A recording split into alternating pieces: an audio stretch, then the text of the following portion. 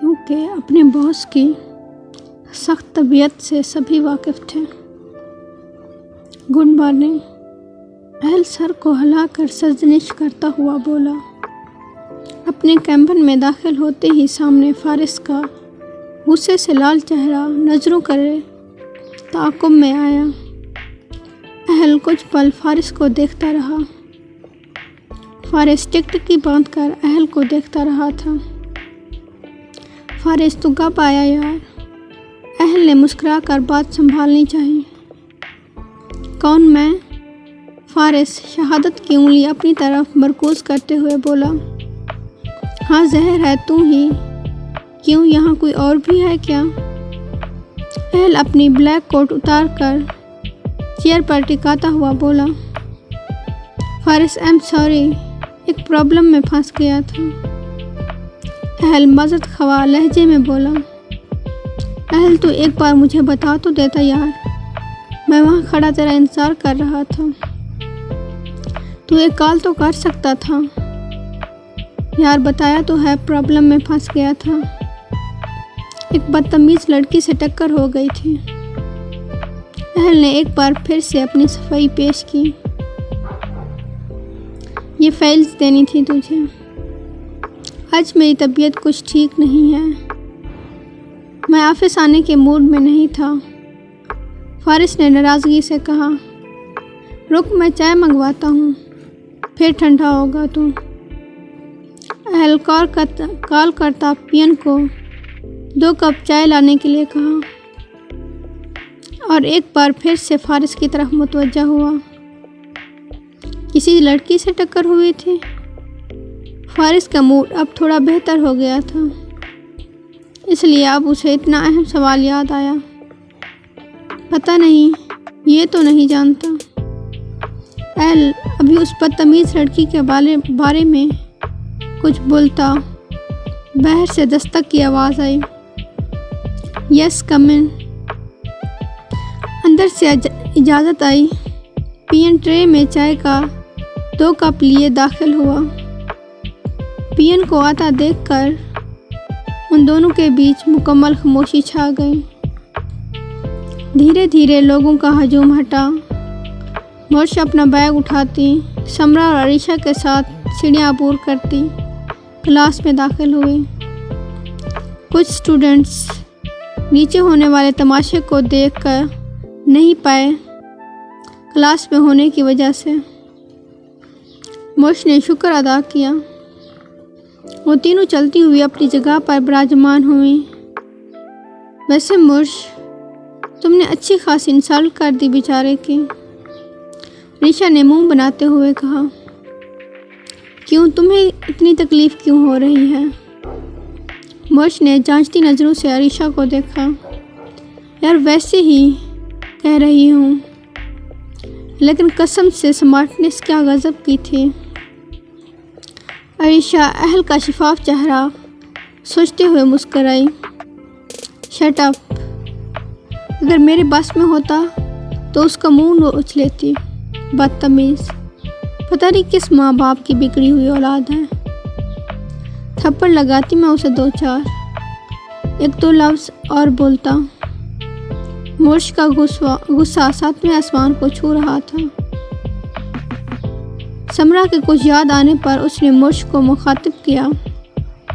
یار تم نے یہ کیوں کہا ہے کہ وہ تمہیں فالو کر رہا ہے؟ سمرا نے تنبیہ کیا۔ وہ ایکچولی کل ہماری گاڑی سے اس کی ٹکر ہو گئی تھی، انفیکٹ ہوئی نہیں تھی، مجھے یہ بھی لگتا ہے پلان ہے۔ مرش نے سر جھٹکتے ہوئے بتایا۔ یار نہیں، اچھے خاندان کا لگ رہا ہے، ہو سکتا ہے غلطی سے ہوئی ہو۔ چھوڑو یار، تم لوگ ایک ہی ٹاپک لے کر بیٹھ گئے ہو۔ مرش چڑھتے ہوئے بولی۔ بریرا ان لڑکیوں کی باتیں سننے میں مگن تھی، اسے ان لڑکیوں کی باتیں سننے میں مزہ آ رہا تھا۔ ہلکے سے مسکرائی اور پیچھے کی طرف مڑ کر دیکھا۔ 3 لڑکیاں بات کرنے میں مصروف تھیں۔ مرش کی نظر اچانک بریرا کی طرف گئی۔ یار وہ کون ہے؟ मोश के सवाल पर समरा और अरीशा ने भी बरीरा को आंखों के हसार में लिया। शायद न्यू स्टूडेंट है। समरा ने अपनी राय का कायम करनी चाहिए। चलो उसके पास चलते हैं। अरीशा जल्द से जल्द बरीरा के पास जाना चाहती थी। रुको, मोश ने हाथ पकड़कर रुकने को कहा। क्लास ख़त्म होने के बाद चलेंगे। अरीशा बुरा सा मुंह बनाती बैठ गई। Good morning ma'am. Miss Rushna के क्लास में दाखिल होते ही सारे स्टूडेंट अदब से खड़े हो गए। गुड मॉर्निंग मिस रुशना ने फ्रेश मुस्कुराहट के साथ जवाब दिया। Sit down. मिस रुशना ने बैठने को कहा। उर्दू की किताब में नज़रें जमाए कुछ पढ़ाने के लिए जैसे ही मुंह खोला, उनकी नज़रें बिल्कुल सामने बैठी मोश पर गईं, जो कि इस वक्त खुसर फुसर करने में मगन थी। च्युइंगम मुंह में चबाती किसी मासूम गुड़िया से कम नहीं लग रही थी। मोश सरफराज अहमद। मोश को अपना नाम बुलाता हुआ कोई लगा। उसने यहाँ वहाँ नज़र दौड़ाई। सभी स्टूडेंट मोश के चेहरे पर टिकटिकी बांधकर एकटक देख रहे थे। स्टैंड अप मिस रुशना ने हुक्म किया। मोश चोर नज़रों से इधर उधर देखती हुई खड़ी हुई। क्या खा रही हैं आप? मिस रुशना ने मोश के चलते हुए मुंह को बगौर देखते हुए पूछा। वो मैं कुछ भी नहीं। मोश के चेहरे की हवायां उड़ रही थीं। समरा अरीशा किताब मुंह में घुसाए खी करने में मसरूफ़ थी। मोश हवास पाख्ता कुछ बामायनी लफ्ज़ बोल कर रह गई। मिस रुशना के सवाला नज़रें उसके चेहरे पर जमी थीं। अगर आपको क्लास में रहना है तो प्लीज़ अपनी बच्चों जैसी हरकतें बंद कर दें। मिस रुशना शायद आज अच्छी खासी मोश को सुनाने के मूड में थी। I am sorry ma'am.